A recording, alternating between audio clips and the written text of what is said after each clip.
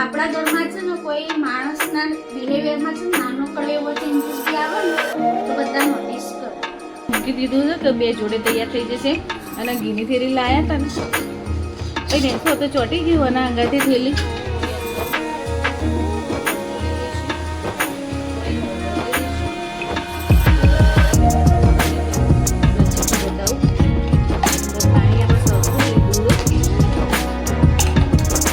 Family જય શ્રી કૃષ્ણ, જય બહુચરમાં. તો જો સરસ મજાની આપણે સવાર થઈ ગઈ છે અને આજે રવિવાર, તો રવિવારની મસ્ત મજાની સવાર થઈ ગઈ છે અને જો આપણે સેવા પૂજા થઈ ગઈ છે તો હું તમને દર્શન કરાવી દઉં પહેલા. તો જો તમે દર્શન કરી લો ભગવાનના. જો કાનાજીને જોઈ લો તમે, બીજું કશું નહીં જોવો તો ચાલશે પણ કાનાજીને તમે જોઈ લેવાના. કેટલા ક્યુટ ક્યુટ લાગે છે ને કાનાજી. તો તમે દર્શન કરી લો અને આશીર્વાદ લઈ લો.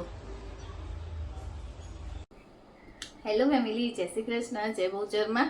તો થઈ ગયા છે સવારના 10:30 અને આપણે અડધું કામ પત્યું છે ને અડધું કામ હજુ બાકી છે.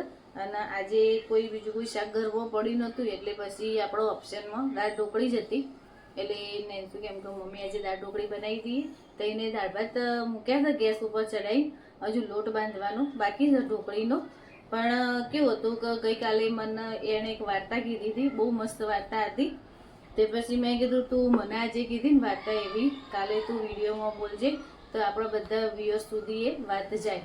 તો આજે એ વાર્તા કહેવા માંગે છે તો તમે બધા ધ્યાનથી સાંભળજો.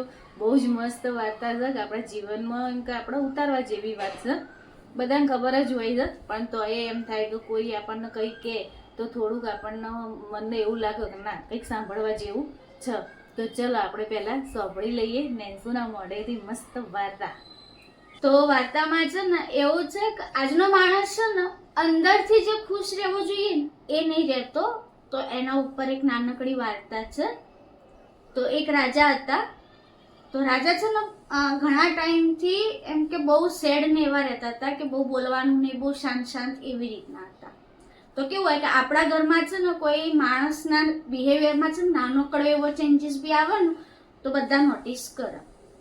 તો રાજાના મંત્રીએ પૂછ્યું કે રાજા એમ કે તમને શું તકલીફ છે, એમ કે તમે હમણાં કેટલાય ટાઈમથી બોલતા નહીં, ચૂપ છો, શાંત છો.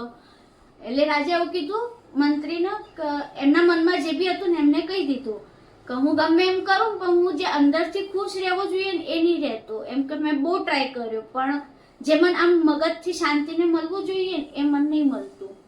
એટલે મંત્રી એવું કહે છે કે શું વાત કરો છો રાજાજી, એમ કે તમારી જોડે આટલું બધી ધન દોલત છે, એશો આરામ છે, તો પછી તમને શું થયું એમ.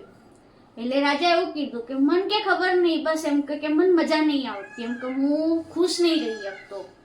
એટલે મંત્રીએ એમના વિચારોથી એવી રીતનો પ્રસ્તાવ મૂક્યો કે એવું હોય ને તો આપણે નાચવા ગાવાનું એમ કે પ્રબંધ કરાવડાવીએ કાં તો એમ કે આપણે શિકાર કરવા જઈએ. એટલે રાજા કે ના કે મને આનાથી ખુશી નહીં મળે, એમ કે મારે આવું નહીં કરવું. પછી રાજા પુરોહિતને બોલાયા. તો રાજા પુરોહિતે આયરા જે રાજાના જે બી પ્રશ્ન હતા ને એ સાંભળીને એમને એવું કીધું કે તમને એમ કે ખુશ રહેવું હોય ને તો ગામમાં તમે ફરો, જે માણસ ખુશ હોય ને એના પહેરેલા કપડાં લઈને તમે પહેરી દો તો તમે ખુશ રહેશો. એટલે રાજાએ સૈનિકને મંત્રીને ગામમાં મોકલ્યા. એટલે પહેલું ઘર જઈને ખખડાયું તો એમને એવું કીધું કે શું તમે ખુશ છો. એટલે જે પહેલા ઘરવાળા હતા ને એમને એવું કીધું કે ના કે અમારી કે ગાયો છે ને કે ચારો તો કે બહુ ખાય છે પણ કે દૂધ નહીં આપતી બરાબર. રાજાના સૈનિક ત્યાંથી ચાલ્યા ગયા, બીજું ઘર ખખડાયું. તો બીજા ઘેર જઈને એમને પૂછ્યું તો એમને એવું કીધું કે શું તમે ખુશ છો. એટલે એમને એવો જવાબ આપ્યો કે ના કેમ કે મારે તો કે ભગવાને કે છોકરાઓ જ નહીં આલ્યા, કે હું કે કેવી રીતે ખુશ રહું, મને તો કે બહુ જ દુઃખ છે. પછી ત્રીજાના ઘરે ગયા તો ત્રીજાના ઘરે બી પૂછ્યું તો એમને એવું કીધું કે ના અમે લોકો કેમ કે પૈસા ઘણાય કમાઈએ છીએ પણ કે ઘરમાં જે કે એકબીજાની જોડે જે સંબંધ હોવો જોઈએ ને એ નહીં. એટલે માનસિક રીતે અમે લોકો એમ કે બહુ ત્રાસેલા છીએ એમ. આવી રીતના આખા ગામમાં ફર્યા પણ બધાના એમ કે કોઈની કોઈ વાતે એમ કે બધા દુખી જતા. તો સૈનિકના જે બધા મંત્રી ગયા હતા ને એ પાછા ફર્યા. તો રસ્તામાંથી પાછા ફરતા હતા ને તો વરસાદ ચાલુ થયો ને ત્યાં આગળ એમને વરસાદમાં એક ભાઈના બળદગાડાની નીચે સૂતા જોયા. એટલે મંત્રીએ જઈને પૂછ્યું કે એમ કે શું થયું એમ કે તમને બહુ આટલો બધો વરસાદ છે તો હું તમને ઘરે મૂકી જાઉં, મને એમ કે તમારું સરનામું કહો. એટલે ભાઈએ એવું કીધું ના કે હું કે બહુ ખુશ છું કે મારે કે નહીં જવું કે. એટલે પેલા ભાઈ જે ખુશ હતા ને એમને જોઈને મંત્રીએ ખાલી બસ એટલું જ સાંભળ્યું કે હું ખુશ છું. એટલે એમને છે ને તરત જ એવું કીધું તું ખુશ છે, તમે એમ કે બહુ ખુશ છો. એટલે એ ભાઈએ એવું કીધું કે હા કે હું કે બહુ ખુશ છું. એટલે ભાઈએ એવું કીધું તું ખુશ હોય ને તો મને તારા બધા કપડાં આપી દે કેમ કે મારે કે રાજાને આપવાના છે. એટલે પ્રધાન એ જે ભાઈ હતા ને એમને એવું કીધું કે ના તું કે ગાંડો છે કે તને કે મારા શરીર ઉપર કે કપડાં દેખાય, મેં ખાલી કેમ ધોતી જ પહેરી છે, મેં કે કોઈ કપડાં પહેર્યા છે. એટલે જે મંત્રી હતા ને એવું કીધું કે કઈ વાંધો નહીં, તમે કપડાં નહીં પહેર્યા તો તમે મારા જોડે રાજા જોડે ચાલો. એટલે ભાઈએ એવું કીધું કે એમ કે હું શું કામ આવું કેમ કે તરસ્યો કુવાની જોડે જાય કે કુવો તરસ્યાની જોડે ના આવે. એટલે આવું સાંભળીને પછી મંત્રી જતા રહ્યા રાજાની જોડે અને રાજાને જઈને આવી વાત કરી. એટલે રાજાએ કે એમને કે સાચું કીધું કેમ કે મારે એમની જોડે જવાય, એ મારી જોડે ના આવે કેમ. એટલે પછી રાજા તો ત્યાંથી નીકળ્યા અને એમની જોડે ગયા. એટલે એમને બધી વાત એમની કીધી કે મારે ખુશ રહેવું છે ને તો એમ કે તમે મને ખાલી એ મંત્ર આપો કે તમે કેવી રીતના ખુશ રહો છો એમ. એટલે ભાઈએ જે હતા ને એમને એવું કહી દીધું કે ના કે આજે હું નહીં કહું કે આજે મારો મૂડ નહીં કે કહેવાનો, કે તમે પછી ક્યારેક આવજો. એટલે રાજા તો જતા રહ્યા આવું કીધું. એટલે પછી થોડા દિવસ પછી રાજા સાધારણ વેશમાં સાદા એમ કે સાદાઈ રીતે જેવી રીતના આપણે નોર્મલ હોય એવી રીતના એ ગયા એ ભાઈની જોડે અને એમને જઈ એમને પૂછ્યું કે તમે ખુશ કેવી રીતે રહો છો. એટલે એ ભાઈએ એવું કીધું, કેટલો મસ્ત જવાબ આપ્યો, હું કમાઉં છું અને એટલું જ કમાઉં છું કે જેટલું મારું ઘરનું અને રોજબરોજનું જીવન ચાલે, અને જે બીજા બચે છે એ બધાય રૂપિયા જે મારાથી વધારે લોકોને જરૂરિયાત છે ને એ લોકોને હું આપી દઉં છું. એટલે રાજા એવું કીધું કે આ તો એમ કે બહુ સારી વાત થઈ. એટલે ત્યાં આગળથી રાજા સમજી ગયા કે એમ કે કોઈ બી મટીરિયાલિસ્ટિક વસ્તુ જે હોય ને એનાથી આપણને કદી મનને શાંતિ મળતી જ નહીં. લાઈક અત્યારે કેવું હોય કે આપણી જોડે ઘર છે તો આપણને એવું હોય કે હજી આનાથી મોટું અમારું ઘર થાય, કે કોઈ જોબ કરતું હોય તો જોબમાં કોઈ નાની એવી પોસ્ટમાં હોય તો એવું થાય કે હજુ હું એક લેવલ અપ ઉપર જાઉં. એટલે કેવું હોય કે મનને શાંતિ નહીં હોતી. એટલે કેવું હોય કે આપણી જોડે એવું નહીં હોતું કે આપણે બહુ મોટા સપના ના જોઈએ, સપના જોવાના, એને પૂરા બી કરવાના, પણ આપણી જોડે જે છે એમાં બી સંતોષ રાખવાનો. તો આ છે ખુશ રહેવાનો મંત્ર. જે છે ને મેં ક્યાંક વાર્તા સાંભળી હતી, એકાદ હું મમ્મીને કહેતી હતી તો આવી રહી હતી વાર્તા. તો તમને કેવી લાગી ને એ છે ને તમે નીચે કમેન્ટમાં મને કહેજો, હે ને. તો ચાલો હવે આપણે રસોઈ બનાવી દઈએ ફટાફટ, કારણ કે 11 વાગી ગયા છે. પછી રસોઈ બનાવવાની છે, દાળ ઢોકળી થતો થોડી વાર તો લાગે જ આપણે, હજુ લોટે બાંધવાનું બાકી છે. તો પહેલાં આપણે ફટાફટ રસોઈનું કામકાજ પતાવી દઈએ. તો ચાલો. તો જો આપણે દાળ અને ભાત બંને ગેસ ઉપર મૂકી દીધું છે કે બે જોડે તૈયાર થઈ જશે. અને ઘીની થેલી લાયા હતા ને એ ને શું હતું, ચોટી ગયું અને અંગાથી થેલી બધું કર્યું. આ થેલી ફાટી જશે તો ઘી બી બધું ઢળી જશે. તો જો ઘીની થેલી છે ને અત્યારે 325 રૂપિયા ભાવ થઈ ગયો છે. એને નુકસાને થાય આપણને 325 રૂપિયાનું. ઘી ઢળી જાય તો કેવું થાય, સાફ સફાઈ કરવું પડે, 2 કોમ વધી જાય આપણો. જો બળાઈ નહીં ને શું ગરમ લાગી જેવું ઘી હશે. એટલે સવારે તો મેં દૂધ ઉપર મૂક્યું હતું કે મેં કીધું ગરમ માપનું થઈ જાય.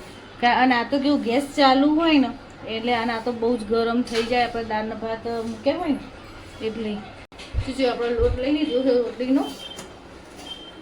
એની અંદર આપણે મીઠું લઈ લઈશું, પછી એની અંદર મરચું લઈ લઈશું, થોડી હળદર લઈ લઈશું, થોડું ધાણા જીરું, થોડી હિંગ. આમાં લઈ લઈશું થોડું તેલ. એની અંદર લઈ લઈશું આપણે અજમો. અજમો આમાં ખલાસ થઈ ગયો છે ને ભરવાનો હોય.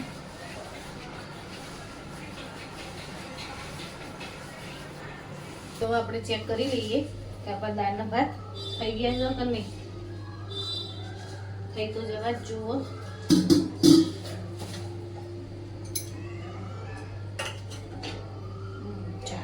મસ્ત થઈ ગયો છે ને ભાત.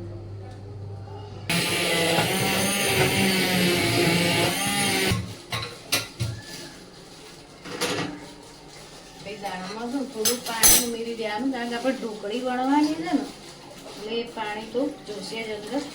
ત્યાં આગળ બધી ઢોકળી ચડાવવાની હોય એટલે ગેસ ચાલુ કરીને આપણે દાળનો મસાલો કરી દઈએ પહેલાં, અને પછી એને ઉકળવા દઈએ ને આપણે ધીમે ધીમે ઢોકળી વણી દઈએ. એટલે આમાં જો દાળ ઉકળે ને પછી એની અંદર આપણે ઢોકળી નાખવાની. જે સિંગદાણા બાફી મૂક્યા હતા આપણે એની અંદર ઉમેરી દઈએ. મીઠું તો પાણીના પાણીમાં ઉમેરી દઈએ, બરાબર. બહુ નહીં. તો મસાલામાં જો આપણે મીઠું નાખ્યું, હવે નાખી દઈશું મરચું, બરાબર. જેટલું તીખું ખાતા હોય એટલું આપણે લેવાનું. પછી એની અંદર હળદર, પછી આવી જશે ધાણા જીરું. ધાણા જીરુંનો ટેસ્ટ દાળમાં વધારે હોય ને એમ મસ્ત લાગે. પછી વઘાર કરવાની આવશે.